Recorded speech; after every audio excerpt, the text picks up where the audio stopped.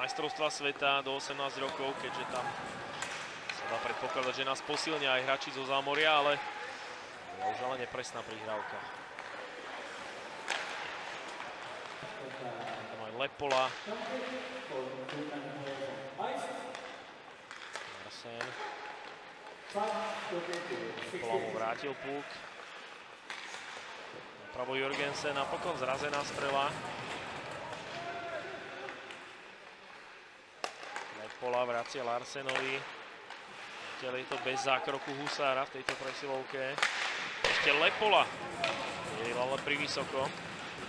Čo vymyslí True. Jednou, dvomi výnimkami nepustili do šance. To je skvelá vizitka pre náš tým tu v Lillehammeri. Ešte bodka, teraz už Dáni. Ale ďaleko sa nedostali. Tak v druhej polovici, aj keď sme neboli pod nejakým veľkým tlakom, Nemci sa už rútia dopredu. Dobre sme ale zapracovali defense.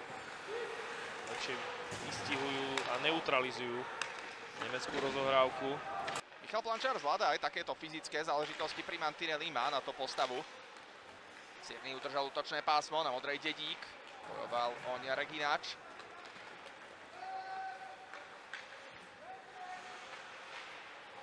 Pol minúty pred koncom úvodného dejstva.